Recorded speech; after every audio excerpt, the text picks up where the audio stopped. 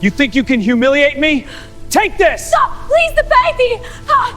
What is he doing? This is what you get for crossing me. The first thing people remembered was the sound. Not Richard Ashford's voice, not the string quartet softening into silence, not the delicate clink of crystal under chandeliers the size of small moons. It was the sound of champagne striking skin and silk. A wet, glittering splash, a gasp swallowed by 200 throats, and then silence so complete that even the musicians froze with their bows suspended in the air. Elena Vasquez did not scream when the Dom Perignon hit her. She was 8 months pregnant, one hand resting instinctively on the high curve of her belly, the other still holding the stem of an untouched glass of sparkling water. The champagne ran through her dark hair, over her lashes, down the pale blue silk of her gown, soaking the fabric until it clung to her body and her swollen stomach. Droplets gathered at her chin before falling to the marble floor in a pattern that looked almost ceremonial, like a sacrament of humiliation offered up to the gods of old money and cruelty. Richard Ashford III stood in front of her with the empty bottle still tilted in his hand, his cufflinks flashing beneath the ballroom lights. His face was flushed with expensive liquor and the kind of arrogance that had never been corrected in childhood because wealth had disguised it as charm.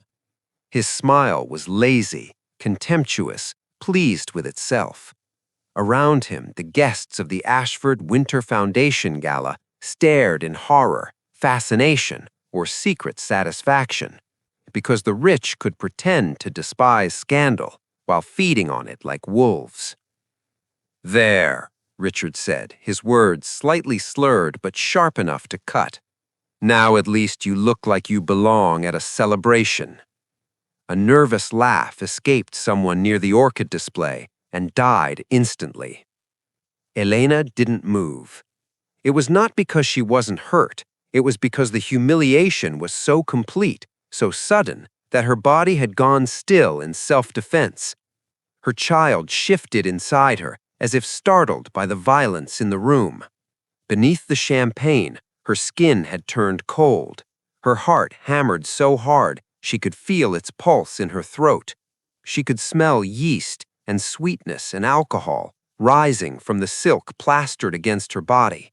She could feel mascara threatening to sting into her eyes, but somehow, impossibly, she remained standing. Across the ballroom, Margaret Ashford lifted her hand to her diamond necklace, not in shock, but in irritation, as though what offended her most was not what her son had done, but the public mess of it. Beside her stood Vivienne Leroux in a silver dress cut like a blade, one manicured hand covering her lips in a performance of concern that didn't reach her eyes. She was beautiful in the glossy, curated way of women who treated tenderness as weakness. Even from a distance, Elena could see the glimmer of satisfaction in her gaze.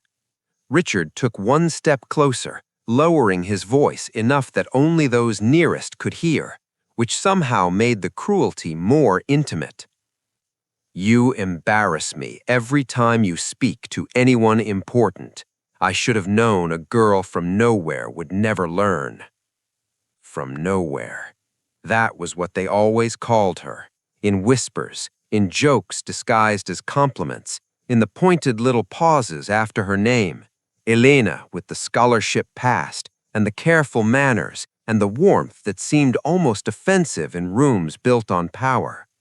Elena, who had married into the Ashford dynasty, and still, after 3 years, had not become hard enough to survive it without bleeding. Her fingers tightened around her glass until she thought it might shatter. Then, from the edge of the room, came the slow, unmistakable tap of a cane. One of the elderly serving staff was walking forward. At first, no one understood what was happening. Henry Whitmore had been part of the Ashford household so long that most guests no longer really saw him. He moved through rooms the way old portraits did, present, dignified, and ignored. His silver hair was combed neatly back. His black tailcoat was immaculate. His face, lined with decades of discipline, revealed nothing easily. He had served the Ashford estate for 40 years, surviving the reigns of fathers, mothers, heirs, tantrums, affairs, bankruptcies hidden by prestige, and all the little rots that never made it into society columns. But now, Mr. Whitmore walked straight through the center of the ballroom, past bankers and politicians and women wearing gemstones worth small houses, until he stopped before Elena. The silence deepened. Richard frowned. "Whitmore, clean this up." Mr. Whitmore did not look at him. Instead, with visible effort, as if honoring something heavier than age, the old butler lowered himself onto one knee before Elena Vasquez. The room seemed to tilt. Margaret made a small choking sound. Vivian's face lost color. Someone in the crowd whispered, "What on earth?" Mr. Whitmore bowed his head, and when he spoke, his voice carried all the way to the chandeliers. "Forgive me, Miss Vasquez. Forgive me for not speaking sooner. I can no longer remain silent before the granddaughter of Don Augusto." For one breathless second, no one moved. Then a ripple of stunned murmurs burst through the crowd like glass breaking under water. Elena stared at him, champagne dripping from her lashes. "What did you say?" Mr. Whitmore looked up at her, and for the first time since she had entered the Ashford family, someone in that house was looking at her not as an inconvenience, not as an ornament, not as an intruder, but as if she were someone history had been waiting for. "Your grandfather," he said clearly, "was Augusto Vasquez." Richard barked out a laugh, loud, ugly, relieved.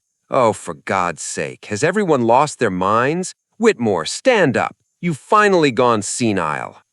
But nobody was laughing with him, because the name Augusto Vasquez did not float lightly in rooms like this one. Augusto Vasquez was the kind of man spoken of in boardrooms and headlines with equal parts admiration and fear. Founder of Vasquez Global Industries, builder of ports, shipping lanes, green energy grids, medical supply chains, telecommunications networks across 3 continents. A billionaire who had grown so powerful he no longer needed magazines to tell the world who he was. He died 6 weeks earlier, and entire markets trembled from the weight of what he had built.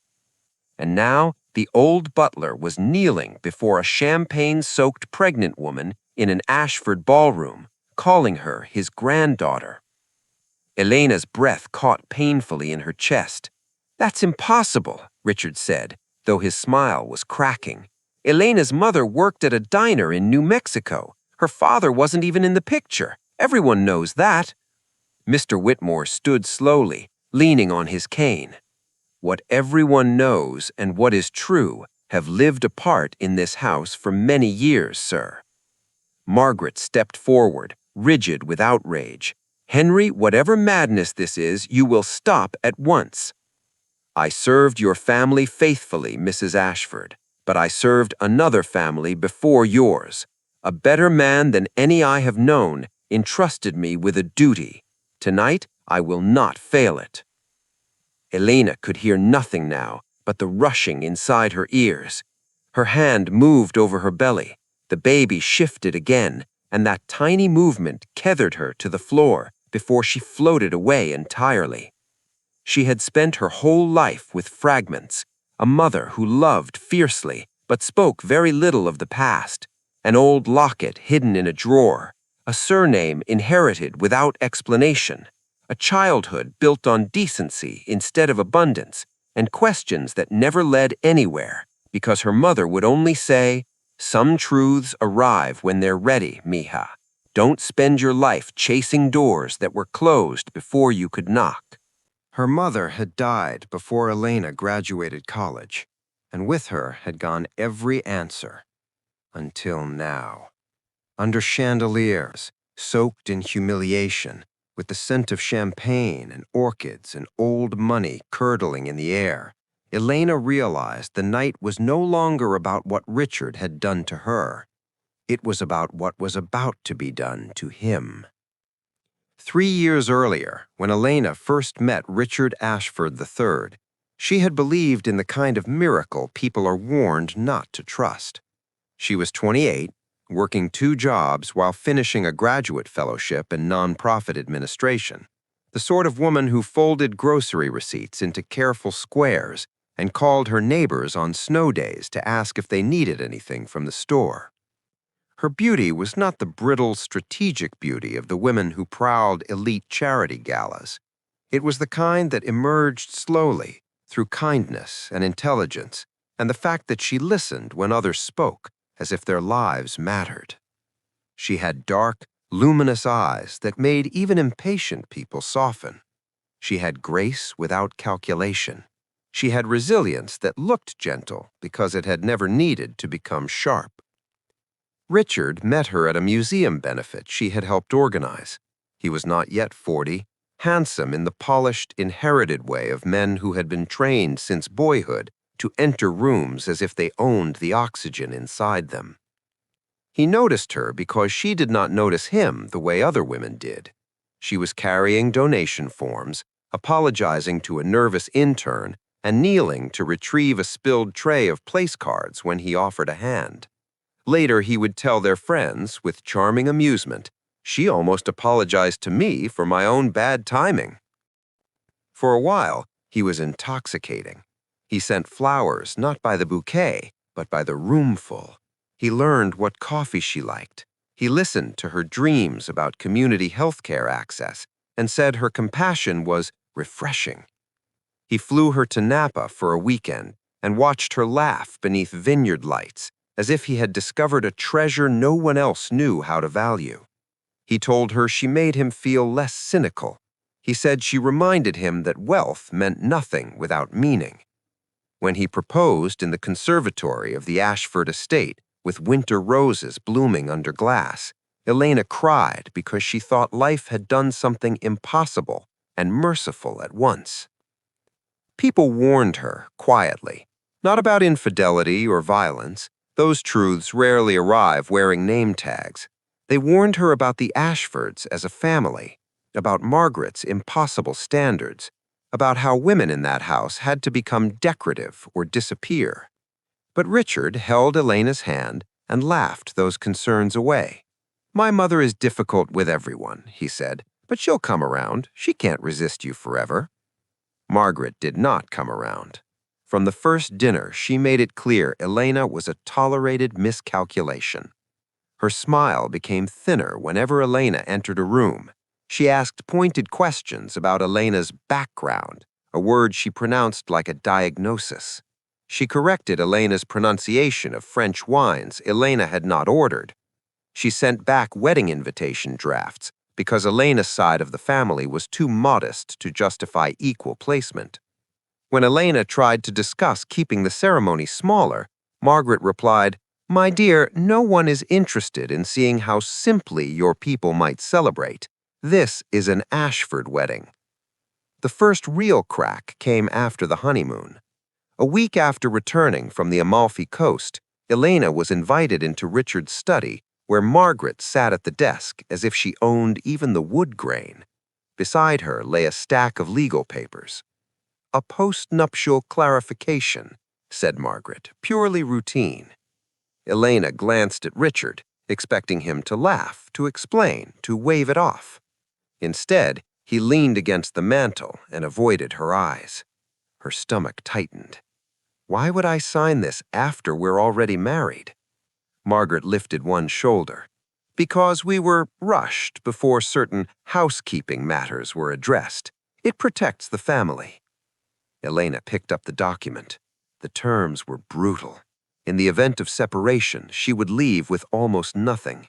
Any children would remain under Ashford custodial oversight if questions arose concerning her stability or fitness. Even gifts could be retroactively classified as family property. It wasn't a legal agreement. It was a trap written in expensive language. I won't sign this, Elena said quietly. Margaret's eyes cooled. Then perhaps you misunderstand your position. No, Elena replied, setting the pages down with steady fingers. I think I understand it perfectly. Richard finally spoke. Don't make a scene, it's paperwork. I'm not the one making the scene, she said. He followed her upstairs afterwards, his jaw tight. Why do you have to turn everything into a moral play? Sign it and move on. It says if we divorce, you could try to take any child we have. That's standard protection. For whom? For me, for my family, for what I built. She stared at him. What you inherited, you mean. The silence that followed was their first real silence, the kind that doesn't pass, but lives in to live. He apologized that night. Flowers arrived the next morning. Margaret said nothing more about the document for a month. Then it returned in revised form, then again in another. Pressure, retreat, pressure, retreat. A strategy. Elena refused every version. After a while, smiles began replacing requests, which was somehow worse. The Ashfords had learned she would not be openly broken, so they began trying to wear her down invisibly. Richard changed slowly enough that Elena kept explaining him to herself. Stress, she thought, when he snapped at waiters, and later claimed embarrassment because she had thanked them too warmly. Pressure, she thought, when he corrected her stories in public to make her seem naive. Exhaustion, she thought, when he stopped asking about her work and started calling it your little charity phase. But the truth was uglier and much less romantic. Richard had mistaken love for acquisition.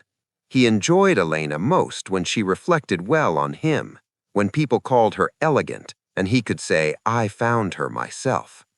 Her independence charmed him until it inconvenienced him. Her intelligence interested him until it disagreed with him. Her kindness felt noble until it refused to become submission. By the time Elena became pregnant, the cruelty had developed methods. He never hit her. Men like Richard often considered that fact evidence of goodness. Instead, he weaponized atmosphere, silence, withdrawal, ridicule so light it couldn't easily be quoted later. He would compliment another woman's sophistication at dinner and then ask Elena, why can't you carry yourself like that? He would tell guests, she's emotional lately, and laugh when she objected. He began introducing her with a hand at the small of her back, as if presenting a purchase. Elena's adjusting to motherhood, he'd say, smiling. She's become rather fragile. She was not fragile.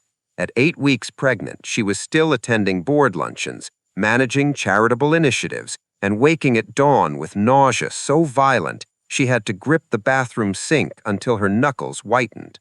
She still sent handwritten thank you notes to staff. She still visited the children's oncology wing of St. Anne's on Tuesdays because she had promised one little girl with a shaved head and enormous eyes that she would come back with watercolor books.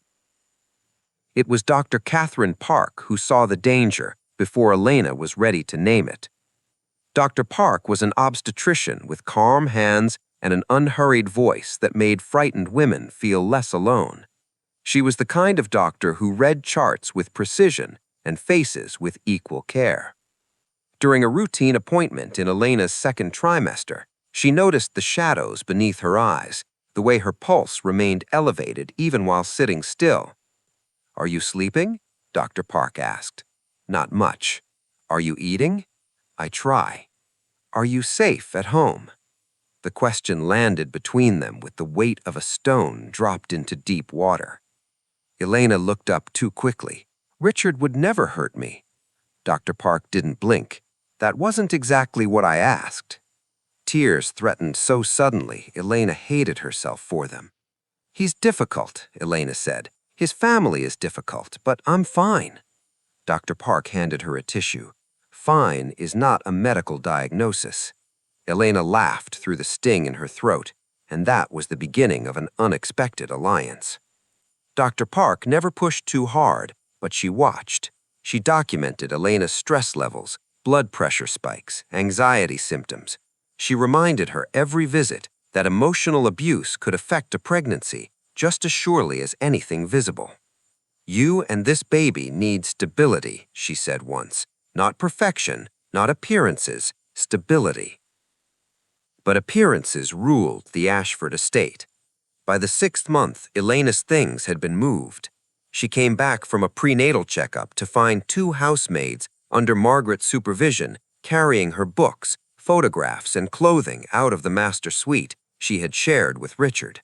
Not all of it, only enough to make the message unmistakable. "What is this?" Elena asked. There were public humiliations, too, each one small enough to be denied in isolation. At a charity luncheon, Richard interrupted her mid-sentence to explain a maternal health initiative she herself had designed. "What Elena means," he said, touching her shoulder as though correcting a child. At a family brunch, Margaret gifted her a stack of etiquette books for restful reading during maternity leave.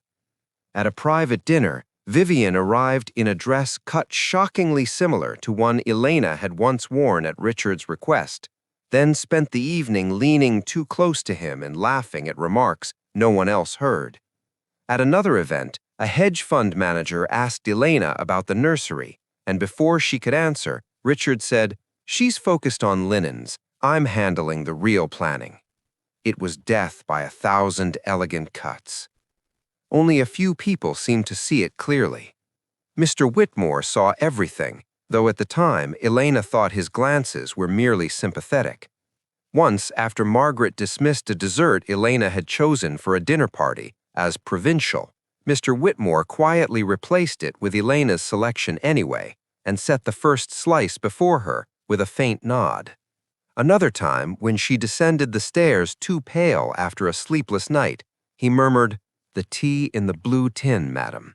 It settles the heart as well as the stomach." There was such gentleness in him that she nearly cried. And then there was James Chen.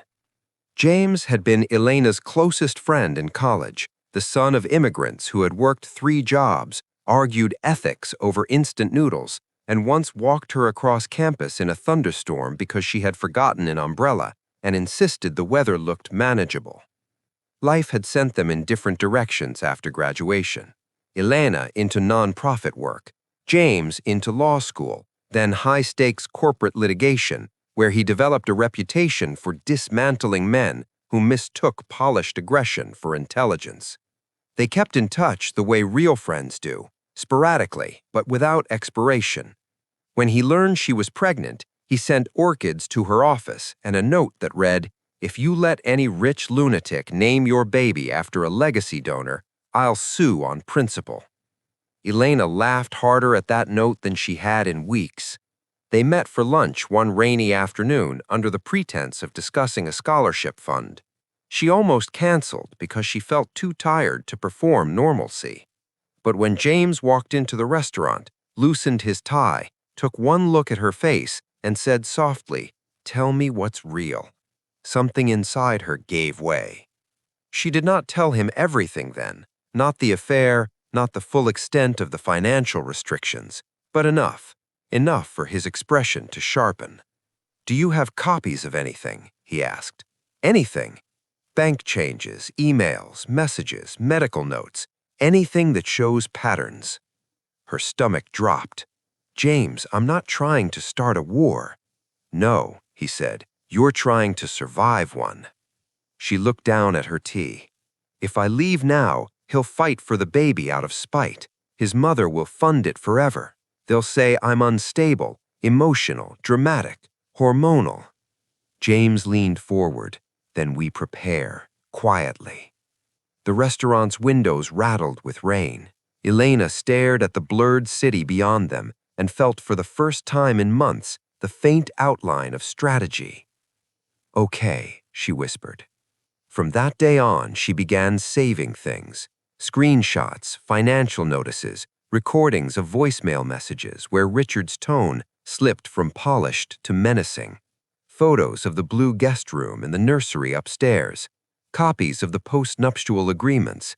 Calendar entries proving Vivian's presence at family events where she had supposedly been just another guest. Even small details, Margaret's texts, the note from the pharmacist showing the declined cards. She hid everything on an encrypted drive James helped her set up. Still, she remained in the house. For the baby, she told herself. For timing, for evidence, for safety. And then came the gala. The Ashford Winter Foundation Gala was Margaret's cathedral. Every year, it transformed the estate's grand ballroom into a gold and ivory theater of philanthropy, where wealthy men discussed giving in amounts they would not miss, and wealthy women wore diamonds in the name of pediatric literacy or rare disease research, or whichever cause was fashionable enough to justify media coverage. This year's event mattered more than usual because Richard was courting foreign investors for one of his manufacturing ventures. Press would be present, influencers, political donors, all the people who turned reputation into capital. Elena had hoped, foolishly perhaps, that her condition would protect her from performance that night. 8 months pregnant, hips aching, ankles swollen, sleeping in fragments, she longed only to appear briefly, smile politely, and retreat before the room's noise overwhelmed her. Instead, Richard insisted she wear a fitted silk gown chosen by Vivian under the guise of a stylist recommendation. "You can still look elegant," he said, when Elena hesitated. "Pregnancy isn't an illness." By then, she knew about the affair, so every word came double-edged. Before the guests arrived, she stood in front of the mirror while a maid pinned her hair. Her reflection looked composed from a distance. Up close, she saw exhaustion. She saw a woman trying to remain recognizably herself inside a life that had become hostile. She pressed her palm low against her belly and murmured, "Just a few hours, little one." When she entered the ballroom, conversations paused for a half-beat. Even cruel rooms could not entirely deny pregnancy's force. Elena looked radiant despite everything. There was a solemnness to her beauty that night, as if motherhood had burnished her into something quieter and stronger than glamour. For a moment, she caught several guests smiling at her with genuine warmth, and Richard, seeing that, seemed annoyed rather than pleased. Vivian arrived 40 minutes late in liquid silver, kissed Margaret's cheek, and let her fingertips brush Richard's sleeve in a gesture so intimate that it might have been missed by anyone who knew to look. Elena saw it. So did Mr. Whitmore, who stood by the door with the champagne trays and saw too much to be surprised by anything anymore. Richard drank heavily, more heavily than usual. Investors flattered him, Margaret hovered, Vivian circulated like perfume with motives, and Elena endured introductions until her lower back throbbed. Twice she asked for a place to sit and was told the speeches would begin soon. Once she reached for sparkling water and found her glass replaced with champagne she could not drink.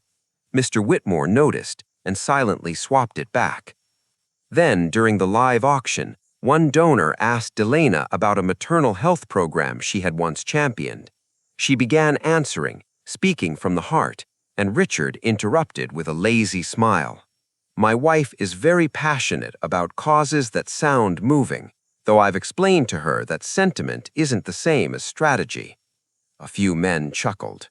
Elena's cheeks burned.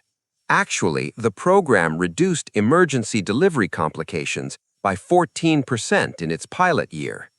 Richard lifted his brows at the crowd. "See? She memorizes numbers when she's upset." It was such a small cruelty, so polished, so easy to dismiss if described later. Yet it landed because it was never alone. It came after months of diminishment, after sleeping separately, after canceled cards, after discovering texts that hollowed out what remained of their marriage. She turned away before anyone could see the hurt on her face. A younger guest, perhaps 22, with enough sincerity left in her to be horrified on Elena's behalf, whispered, "Are you all right?" Elena almost answered honestly. Then Margaret appeared beside her.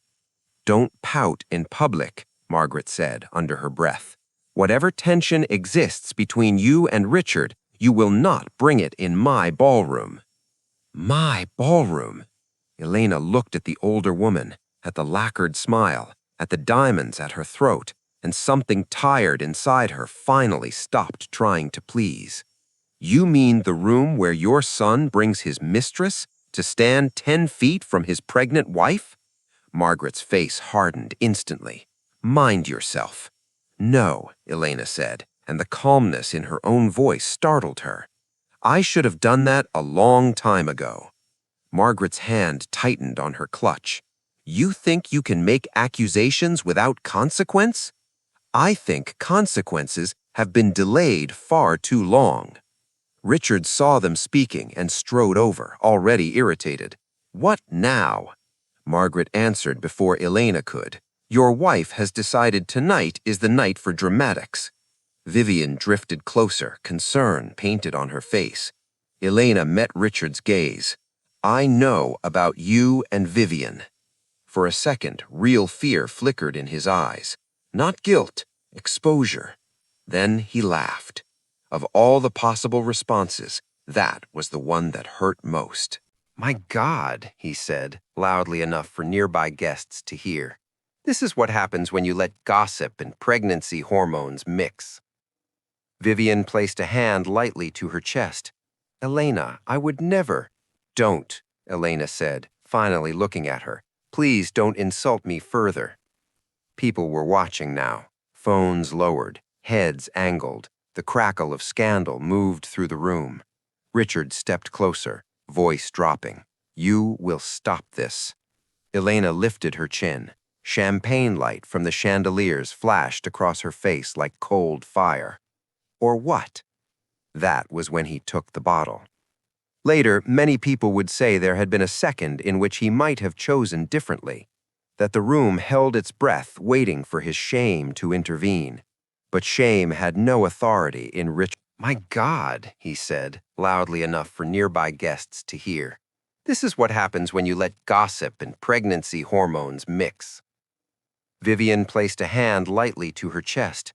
"Elena, I would never—" "Don't," Elena said, finally looking at her. "Please don't insult me further." People were watching now. Phones lowered, heads angled. The crackle of scandal moved through the room. Richard stepped closer, voice dropping. "You will stop this." Elena lifted her chin. Champagne light from the chandeliers flashed across her face like cold fire. "Or what?" That was when he took the bottle. Later, many people would say there had been a second in which he might have chosen differently, that the room held its breath waiting for his shame to intervene. But shame had no authority in Richard Ashford. What mattered to him was power, and power, when publicly challenged, often reaches for spectacle. He grabbed the $4,000 bottle of Dom Perignon from a passing tray. He stared at Elena with a look so full of resentment it made several guests recoil before he even moved. "If you want a spectacle," he said, "let's at least give them one worth discussing." Then he poured it over her head, and Mr. Whitmore knelt. In the stunned silence that followed, Elena felt her entire life divide into before and after. Richard kept speaking, because men like him cannot recognize the edge of a cliff even while standing on it. "This is absurd," he said to the crowd. "A servant having delusions doesn't make my wife some secret princess." Mr. Whitmore turned with more dignity than anyone else in the room possessed. "No, sir, documents do." Something shifted then, not just in the ballroom, but inside Elena. The humiliation that had frozen her a moment earlier began changing shape. Still painful, still raw, but no longer helpless. She looked at Richard, not as the husband whose moods had controlled the temperature of her days, but as a frightened, intoxicated man suddenly unable to predict the next minute of his life. Dr. Park, who was invited as one of the foundation's honorees, pushed through the crowd at once. "Elena," she said, all professional now, "sit down, right now." "I'm fine," Elena murmured, but even as she said it, a sharp tightening seized her abdomen. Not pain exactly, pressure, stress translated into muscle and warning. Dr. Park took one look at her face and barked for a chair.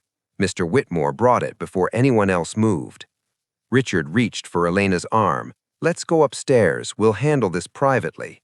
She recoiled. It was a small movement, but everyone saw it. And that, more than the champagne, more than the letter, more than the old butler's kneel, cracked the mask. Because there is no way to misinterpret a pregnant wife shrinking from her husband's touch while still dripping with what he poured on her. James Chan arrived before the night was over. He had not been invited. He came because one of Elena's former colleagues, attending as a guest, sent him a single message after seeing the scene. "Something has happened. She needs you." When James entered the ballroom and saw Elena wrapped in a shawl, pale, wet-haired, with Dr. Park crouched beside her, and Richard raging at two security men who no longer knew whose orders mattered, the expression on his face went cold enough to preserve bodies. "Elena," he said softly. She looked up and nearly wept from relief. Richard recognized him and straightened. "This is a private family matter." James didn't even look at him. "Good. Then you wouldn't object when I advise my friend in private." Margaret stepped in. "Your friend is an Ashford." James finally turned. "For tonight, perhaps, but I wouldn't get too attached to the branding." By midnight, Elena was in a private hospital suite under observation. Stress contractions, elevated blood pressure, dehydration. Dr. Park moved through the room like a controlled storm, ordering fluids, monitors, blood work, rest. Elena lay in a hospital gown instead of silk, the smell of antiseptic replacing champagne, the whole world reduced to the rise and fall of her baby's heartbeat on a monitor that sounded to her exhausted mind like survival trying to speak. Mr. Whitmore sat in the corner until 2 in the morning, hat in hand. James took calls in the hallway, and just before dawn, 3 black cars arrived at the hospital entrance carrying the legal team of Vasquez Global. If Richard spent the remaining hours of that night telling himself the revelation would somehow dissolve in daylight, the morning destroyed him. The lawyers did not ask permission to enter his world. They entered Elena's. At their head was Isabel Salazar, a woman in her 60s with silver-streaked hair and the kind of stillness that only the truly powerful possess. She introduced herself in a low voice, offered condolences for the circumstances under which their meeting had to occur, and placed before Elena a folder of documents thick enough to alter dynasties. "Your grandfather," Isabel said, "spent years searching for your mother after a separation you were led to believe was permanent. There was deception, coercion, and a great deal of regret. He located evidence of your existence only recently, when your mother's records were finally linked to a trust inquiry she left unopened before her death. He wanted to meet you. He was preparing to. Then his health declined faster than expected." Elena listened in stunned silence, her hand over her belly. James didn't even look at him. "Good. Then you won't object when I advise my friend in private." Margaret stepped in. "Your friend is an Ashford." James finally turned. "For tonight, perhaps, but I wouldn't get too attached to the branding." By midnight, Elena was in a private hospital suite under observation. Stress contractions, elevated blood pressure, dehydration. Dr. Park moved through the room like a controlled storm, ordering fluids, monitors, blood work, rest. Elena lay in a hospital gown instead of silk, the smell of antiseptic replacing champagne. The whole world reduced to the rise and fall of her baby's heartbeat on a monitor that sounded, to her exhausted mind, like survival trying to speak. Mr. Whitmore sat in the corner until 2 in the morning, hat in hand. James took calls in the hallway. And just before dawn, 3 black cars arrived at the hospital entrance, carrying the legal team of Vasquez Global. If Richard had spent the remaining hours of that night telling himself the revelation would somehow dissolve in daylight, the morning destroyed him. The lawyers did not ask permission to enter his world. They entered Elena's. At their head was Isabel Salazar, a woman in her 60s with silver-streaked hair and the kind of stillness that only the truly powerful possess. She introduced herself in a low voice, offered condolences for the circumstances under which their meeting had to occur, and placed before Elena a folder of documents thick enough to alter dynasties. "Your grandfather," Isabel said, "spent years searching for your mother after a separation he was led to believe was permanent. There was deception, coercion, and a great deal of regret. He located evidence of your existence only recently, when your mother's records were finally linked to a trust inquiry she left unopened before her death. He wanted to meet you. He was preparing to. Then his health declined faster than expected." Elena listened in stunned silence, her hand over her belly. Isabel continued gently. "He did not want you approached through the press or through men who might seek to use your name before you knew the truth. Mr. Whitmore, whom he trusted above nearly everyone, was asked to watch over you from a distance after your marriage into the Ashford family. He was meant to reveal himself only if circumstances required protection." Mr. Whitmore lowered his eyes. Tears slid silently into Elena's hairline. "My mother never told me." "We believe she feared what the Vasquez name might bring," Isabel said, "and perhaps she feared losing you to that world. But she kept the locket. She kept the surname." Elena thought of her mother's tired hands, her soft voice, the secrets she had swallowed. All this time, an entire bloodline had lived beneath the surface of her life like buried gold. James stepped closer to the bed. "What exactly does sole heir mean?" Isabel slid another document forward. "Controlling interest in Vasquez Global and associated trusts. Approximate current valuation, $22 billion. There are boards, councils, structures, of course, but in legal and beneficial terms, Ms. Vasquez is the principal heir." The room went very quiet. Even after the night she'd had, Elena almost laughed at the absurdity. $22 billion. The number was too large to feel real. It did not arrive as triumph. It arrived as shock, grief, anger, and the strange ache of inheriting something from a man she had never known, while lying in a hospital because the husband she had chosen had poured champagne on her like punishment. James exhaled slowly. "Well," he said, "that certainly changes the seating chart, but not enough to make Elena forget what mattered most. My baby," she whispered. "Will stress hurt her?" Dr. Park, who had been reviewing monitors at the foot of the bed, answered without hesitation. "We're watching both of you closely. Right now, she's stable, but you need calm, Elena, as much as possible." Calm became impossible once Richard understood the story was true. He arrived at the hospital in cashmere coat and a mask of desperate contrition, carrying white peonies Elena had once mentioned loving. The timing was obscene. He had not found tenderness overnight. He had found fear. "I need to speak with my wife," he told security. James met him in the corridor. "No." Richard's jaw clenched. "You have no standing here." "Actually, I have enough standing to make you regret that sentence in 3 jurisdictions." Richard lowered his voice. "This is between us." "No," James said. "It stopped being between you when you assaulted a pregnant woman in front of 200 witnesses." Richard looked around, aware nurses passing. "Assault? Don't be ridiculous." James stepped closer. "Try me." Eventually, Dr. Park allowed a brief supervised meeting because Elena, to James's frustration, said she wanted to hear what Richard would say, not because she owed him back, because she wanted to see whether there was any truth left in him at all. There wasn't. He entered her room with wet eyes and practiced humility, placing the flowers carefully on the side table. "Elena, I was drunk. I was under pressure. What happened last night was unforgivable, and I will spend the rest of my life making it right." She looked at him from the hospital bed, pale and exhausted, and somehow more powerful than she had ever been in the Ashford house. "Will you?" she asked quietly. "Would you be here saying this had Henry not knelt?" He said nothing. That was answer enough. She studied his face, the handsome features she had once loved, and saw how quickly repentance had clothed itself in self-preservation.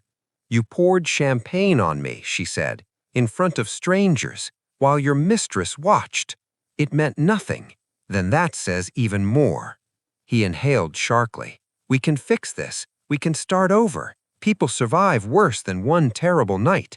People, Elena said, do not start over inside lies. They leave them. Panic flickered. Think about the baby. For the first time, anger sharpened her voice. I have been thinking about the baby every day while you turned my pregnancy into a stage for your cruelty. He reached for her hand. She did not offer it. This inheritance, he said too quickly, will draw sharks, predators, opportunists. You need someone who understands this world. I married a man who claimed he understood. Look where that left me. When he left, his remorse had already begun curdling into strategy. Within hours, Margaret was calling mutual acquaintances, trying to control the narrative. It had been a misunderstanding, stress, an unfortunate scene exaggerated by gossip. Elena was delicate. Henry Whitmore was confused in his old age. The Ashfords fully supported the Vasquez revelation, of course. Their only concern was family privacy during a sensitive pregnancy. Vivian disappeared from social calendars for 48 hours, then re-emerged with a statement through her publicist denying inappropriate involvement with Richard Ashford and expressing concern for Elena's health.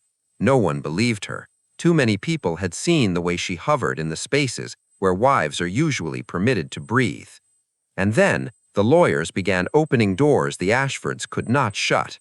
By the end of the first day, Vasquez Global had secured Elena's independent financial accounts, private security, temporary legal separation filings, and emergency injunctions preventing asset transfers involving joint marital holdings.